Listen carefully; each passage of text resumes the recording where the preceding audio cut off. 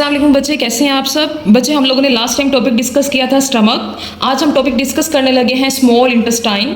इसको पहले डायग्राम से देख लेते हैं। स्मॉल इंटेस्टाइन बेसिकली पाई कहाँ पे जाती है, तो ये है स्टमक जो हमने लास्ट टाइम डिस्कस किया था। स्टमक के फ़ौरन बाद ही हमारे पास स्मॉल इंटेस्टाइन स्टार्ट हो जाती है। आप देख सकते हैं ये सारी हमारे पास जो रेड में है ये स्मॉल इंटेस्टाइन है और ये बहुत ज़्यादा हाईली कॉइल्ड ट्यूब्स होती हैं। ये हमारी एब्डोमिनल कैविटी में प्रेजेंट होती हैं। तो अब हम इसके स्ट्रक्चर को डिस्कस करते हैं। इसकी फर्स्ट हेडिंग हमारे पास आएगी स्ट्रक्चर ऑफ स्मॉल इंटेस्टाइन।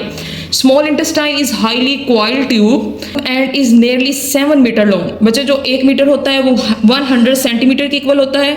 ये 7 मीटर है तो इट्स मीन ये 700 सेंटीमीटर के इक्वल होगा। आपके पास ये एज एमसीक्यूज के तौर पर भी पूछा जा सकता है। सारे बच्चे इसको अंडरलाइन करके अपनी बुक पे एमसीक्यूज लिखते हैं। नेक्स्ट वो बता रहे हैं स्मॉल इंटेस्टाइन के 3 पार्ट्स हैं। इसके फर्स्ट पार्ट के बारे में क्या बता रहे हैं, देखिए हमारे पास ये स्टमक है। स्टमक के फौरन बाद ही स्मॉल इंटेस्टाइन का फर्स्ट पार्ट स्टार्ट हो जाता है जिसको नेम दिया जाता है ड्यूडीनम का। उसके बाद इसका सेकंड पार्ट है, इसका नेम है ज्यूजीनम। थर्ड पार्ट का नेम है आइलियम। तो फर्स्ट पार्ट जो ड्यूडीनम है स्टमक के फौरन बाद स्टार्ट हो जाता है, इसको फर्स्ट पार्ट कहा जाता है और इसकी जो लेंथ है ये 25 सेंटीमीटर लॉन्ग है। सेकेंड पार्ट ज्यूजीनम, ये इसका मिडल पार्ट है और इसकी लेंथ 2.5 मीटर लॉन्ग है। थर्ड पार्ट आइलियम, ये स्मॉल इंटेस्टाइन का लास्ट पार्ट होता है और इसकी लेंथ 4 मीटर है। तो बच्चे इन सारी लेंथ को अगर हम प्लस करें तो टोटल जो आएगा वो 7 मीटर होगा। अब हम नेक्स्ट डिस्कस करते हैं। यहाँ पे सब बच्चे हेडिंग दे दें सेक्रीशन एक्टिंग ऑन फूड। इसको पढ़ने से पहले हम डायग्राम को देख लेते हैं। ये है हमारे पास डायग्राम में आप देखें स्टमक की ऑपोजिट साइड पे लीवर प्रेजेंट है। बहुत ही अच्छी तरह से ये डायग्राम बनी हुई है, आप लोग देख सकते हैं। लीवर से हमारे पास डक्ट रिलीज हो रही हैं। इसके साइड पे गाल ब्लैडर प्रेजेंट है और फिर गाल ब्लैडर भी उसी डक्ट के जरिए नेक्स्ट ओपन हो रहा है स्मॉल इंटेस्टाइन में। सेम इसी तरह स्टमक की साइड पे ही बैक साइड पे पेंक्रियास प्रेजेंट है। पेंक्रियास से भी एक डक्ट रिलीज होती है जो उसी डक्ट के साथ जाकर कंबाइन होती है जहां से बाइल आ रहा होता है। ये डक्ट यहाँ पे कंबाइन होके ये भी डक्ट ओपन हो जाएगी स्मॉल इंटेस्टाइन में। आई होप आपको इसकी समझ नहीं आई होगी, इसलिए मैंने ईजी डायग्राम बनाई है। ये डायग्राम देखें हमारे पास बच्चे, ये है लीवर बाइल को रिलीज करता है। ये बाइल टेम्परेरी तौर पर जाके गाल ब्लैडर में स्टोर हो जाता है बिकॉज लीवर मुसलसल बाइल को रिलीज करता रहता है, सिक्रीट करता रहता है। जबकि हमें सिर्फ बाइल की तभी जरूरत होती है फूड जब स्मॉल इंटेस्टाइन में पहुंचती है। जैसे ही फूड स्मॉल इंटेस्टाइन में जाएगी तो ये बाइल जो है ये गाल ब्लैडर से होता हुआ इस डक्ट के जरिए स्मॉल इंटेस्टाइन के फर्स्ट पार्ट ड्यूडीनम में आ जाएगा।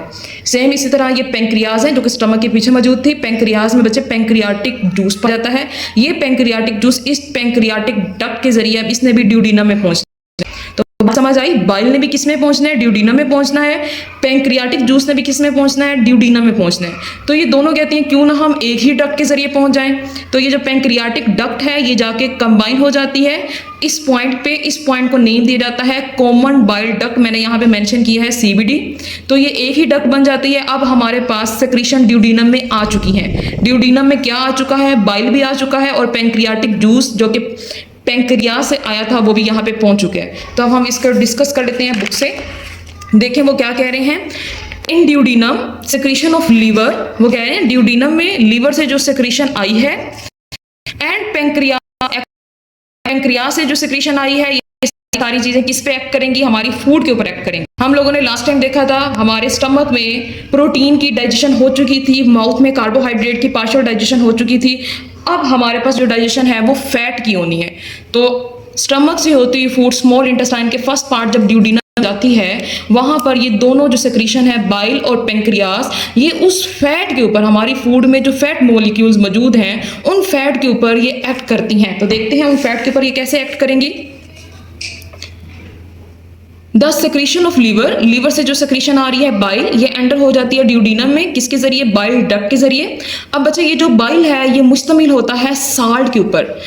वेरी इंपॉर्टेंट एमसीक्यूज आपसे पूछा भी जा सकता है, बाइल किसके ऊपर मुश्तमिल है, तो कंफ्यूज नहीं हो जाना बच्चे। बाइल में किसी भी किस्म का कोई एंजाइम नहीं पाया जाता बल्कि साल्ट पाया जाता है और उस साल्ट का फंक्शन ये होता है ये साल्ट ब्रेक कर देता है फैट को छोटे छोटे ड्रॉपलेट्स के अंदर।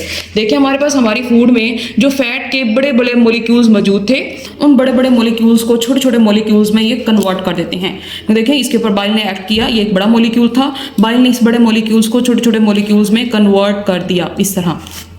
नेक्स्ट है हमारे पास In this way, a milky fluid is formed in which fat droplets are kept separate. आपने ये भी बात माइंड में रखनी है कि हमारे पास ये जो फैट्स के छोटे छोटे ड्रॉपलेट्स बने हैं, ये ड्रॉपलेट्स एक दूसरे से सेपरेट होते हैं। देखिए हमारे पास ये फैट्स है, फैट के ये छोटे छोटे जो मैंने ड्रॉपलेट्स बनाए हैं ये एक दूसरे से दूर हैं। दूर क्यों है? क्योंकि बच्चे हमें पता है जो फैट्स है, अब ये बेसिकली क्या है, लिपिड है। इस लिपिड के ऊपर एक्ट करना है हमारे पास एंजाइम लाइपेज ने, और ये जो इन मॉलिक्यूल्स को एक दूसरे से सेपरेट रखने का पर्पस ही यही है कि हमारे पास जो लाइपेज एंजाइम है वो इसके ऊपर हर जगह से एक्ट कर सके, इन मॉलिक्यूल्स के ऊपर। देखें ये हमारे पास लाइपेज एंजाइम इनके ऊपर एक्ट करेगा और इसको मजीद छोटे छोटे पीसेस में कन्वर्ट कर देगा। तो देखते हैं नेक्स्ट। वैसे ये जो हमने सारा प्रोसेस पढ़ा जिसमें हमने फैट के ड्रॉपलेट्स को सेपरेट किया, इस प्रोसेस को नेम दिया जाता है इमल्सिफिकेशन का। ये इंपॉर्टेंट डेफिनेशन है, आप सबने अंडरलाइन कर लेनी है यहाँ से अ मिल्की फ्लूइड से। नेक्स्ट देखिए हमारे पास द सेक्रीशन ऑफ पेंक्रियास। हमने बाइल की, वो जो लीवर से सेक्रीशन आ रही है बाइल की, हमने वो सारी डिस्कस कर ली। अब हमने पेंक्रियास से जो सेक्रीशन आती है उसको डिस्कस करना है। तो यहाँ पे हमने देखा था हमारे पास ये है पेंक्रियास, यहाँ से हमारे पास पेंक्रियाटिक जूस रिलीज होता है जो इस पेंक्रियाटिक डक्ट से होता हुआ कॉमन बाइल डक्ट में जाता है, और कॉमन बाइल डक्ट के जरिए हमारे पास स्मॉल इंटेस्टाइन के फर्स्ट पार्ट ड्यूडिनम में एंटर हो जाता है। अब ये जो पेंक्रियाटिक जूस है ये बेसिकली मुश्तमिल किस चीज पे होता है उसको देखते हैं। वो कह रहे हैं the secretion of pancreas, pancreas की जो सेक्रीशन है इसमें पेंक्रियाटिक जूस पाया जाता है। ये पेंक्रियाटिक जूस एंटर होता है ड्यूडिनम में पेंक्रियाटिक डक्ट के जरिए, जो कि मिल जाती है कॉमन बाइल डक्ट के साथ बिफोर एंटरिंग ड्यूडिनम। अब नेक्स्ट हम यहाँ पे हेडिंग दे दें फंक्शन ऑफ पेंक्रियाटिक जूस। ये जो पेंक्रियाटिक जूस रिलीज हुआ है इसका क्या फंक्शन है? पेंक्रियाटिक जूस बच्चे मुश्तमिल होते हैं बहुत से एंजाइम पे, आपके पास ये एमसीक्यूज के तौर पर भी पूछा जा सकता है। 3 एंजाइम है। फर्स्ट एंजाइम है ट्रिप्सिन। ट्रिप्सिन एक्ट करता है हमारी फूड में जो प्रोटीन के मॉलिक्यूल्स पाए जा रहे हैं उन प्रोटीन्स के मॉलिक्यूल को शॉर्टर चेन पेप्टाइड्स में कन्वर्ट कर देता है। नेक्स्ट इसमें एंजाइम पाया जाता है पेंक्रियाटिक अमाइलेज।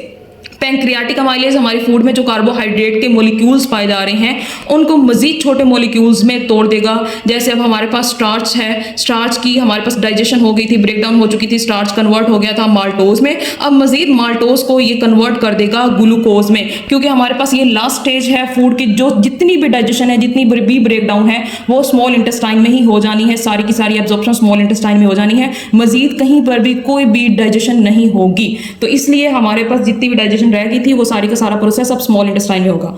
नेक्स्ट हमारे पास इसका जो थर्ड एंजाइम है वो है लाइपेज। लाइपेज एक्ट करता है लिपिड को, और लिपिड को छोटे छोटे पीसेस में कन्वर्ट कर देता है फैटी एसिड और ग्लाइसरॉल वगैरह में। तो देखिए हमारी बुक में यही लिखा हुआ है, this enzyme digest protein, carbohydrate and lipid respectively pancreatic juice. अब वो कह रहे हैं जो पेंक्रियाटिक जूस है इसमें एक और चीज पाई जाती है वेरी इंटरेस्टिंग बच्चे। ये जो पेंक्रियाटिक जूस है इसमें सोडियम बाइकार्बोनेट भी प्रेजेंट होता है। वो क्यों? क्योंकि हमने देखा था हमारे पास स्टमक में जो फूड एंटर हुई थी उसको हमने नाम दिया था बोलस का। ये बोलस हमारे पास एक सूप लाइक मिक्सचर के अंदर कन्वर्ट हो गया था जिसे बच्चे हमने नाम दिया था काइम का। अब काइम ने हमारे पास एंटर होना है ड्यूडिनम में। हमें पता है स्टमक में एसियल एसिड पाया जाता है, तो जो मीन जो काइम है वो बिल्कुल एस्टिक हो चुका है। तो यहाँ पर जितने भी एंजाइम पाए जा रहे हैं वो सारे के सारे एस्टिक पीएच पे काम करते हैं, जबकि हमारे पास स्मॉल इंटेस्टाइन के फर्स्ट पार्ट ड्यूडिनम में जितने भी एंजाइम पाए जाते हैं वो सारे के सारे वर्क करते हैं बेसिक पीएच के ऊपर। तो बच्चे हमारे पास वही बता रहे हैं पेंक्रियाटिक जूस सोडियम बाइकार्बोनेट के मुश्तमिल होता है। सोडियम बाइकार्बोनेट का फंक्शन ही यही है, काइम जब हमारे पास स्टमक से ड्यूडिनम में एंटर होगा सोडियम बाइकार्बोनेट उसकी एसिडिटी को न्यूट्रलाइज कर देगा। क्योंकि हमें पता है हमारे पास स्मॉल इंटेस्टाइन में जितने भी एंजाइम पाए जा रहे हैं वो सारे के सारे बेसिक पीएच पे काम करते हैं, एसिडिक पीएच पे काम नहीं करते। Pancreatic juice also contains sodium bicarbonate that neutralize the acidity of the chyme. Next वो बात कर रहे हैं कि हमारे पास ग्लैंड्स प्रेजेंट होते हैं स्मॉल इंटेस्टाइन की दीवारों में जो सिक्रीट करते हैं एंजाइम को, और वो एंजाइम मजीद हेल्प करते हैं हमारी फूड को मुकम्मल तौर पर डाइजेस्ट होने में। हमारी फूड जिस भी टाइप की होगी वो सारी की सारी फूड मुकम्मल तौर पर डाइजेस्ट हो जाएगी स्मॉल इंटेस्टाइन में। तो बच्चा ये था हमारे पास पूरा टॉपिक। ये topic as a long question के तौर पर भी पूछा जा सकता है। मैं दोबारा से हेडिंग को रिवाइज कर देती हूँ। फर्स्ट हेडिंग है हमारे पास स्ट्रक्चर ऑफ स्मॉल इंटेस्टाइन, जो कि आप यहाँ तक देंगे। नेक्स्ट हेडिंग है हमारे पास सेक्रीशन एक्टिंग ऑन फूड, और थर्ड हेडिंग है हमारे पास function of pancreatic juice. Fourth heading है enzyme from small intestine wall. अब बच्चे ये हमारे पास साइड बॉक्स के ऊपर क्वेश्चन लिख लें। How are bile pigment remove from the body. बच्चे ये जो बाइल है, बाइल के साथ बाइल पिगमेंट भी रिलीज होते हैं, उन बाइल पिगमेंट को हम अपनी बॉडी से कैसे रिमूव कर सकते हैं। तो बच्चे इसका आंसर देखें, वो कह रहे हैं bile also contain pigments. Bile pigments के ऊपर मुश्तमिल होता है। जो कि कब बनता है, जब हमारे पास रेड ब्लड सेल्स टूटते हैं लीवर में। This pigment are remove from the body with faeces, और ये जो पिगमेंट है ये हमारी बॉडी से फीसिस के जरिए रिमूव किए जाते हैं। बच्चे नेक्स्ट मैंने यहाँ पे कुछ important short question write down किए हैं जो कि आपको हेल्प दे सकते हैं। इसमें फर्स्ट शॉर्ट क्वेश्चन देखें। फर्स्ट शॉर्ट है हमारे पास है, what do you know about small intestine. Small intestine के बारे में आप क्या जानते हैं? तो इसका आंसर आपके पास स्टार्ट सही है। स्मॉल इंटेस्टाइन इज हाईली, यहाँ से आपने स्टार्ट करना है और एंड करना है। It is about 4 metre long. Next है आपके पास शॉर्ट क्वेश्चन 2। क्वेश्चन है हमारे पास, which two major accessory organ discharge their secretion into the duodenum। तो कौन से दो मेजर ऑर्गन हैं? हम आंसर देंगे यहाँ से, इन duodenum secretion of liver and pancreas act on food। बस। नेक्स्ट है थर्ड शॉर्ट है हमारे पास, state the role of bile in small intestine. तो इसका आंसर इट कंटेन साल्ट से लेकर आर केप्ट सेपरेट तक है। फोर्थ शॉर्ट है हमारे पास, which enzyme are present in pancreatic juice. तो बच्चे इसका आंसर ये पैंक्रियाटिक जूस से आपने स्टार्ट करना है, लाइपेज पे एंड करना है। फिफ्थ शॉर्ट है हमारे पास, write down the function of enzyme present in the pancreatic juice. तो इसका आंसर है हमारे पास ये, this enzyme digest protein carbohydrate respectively. यहाँ से आपने स्टार्ट करना है, यहाँ पे एंड करना है।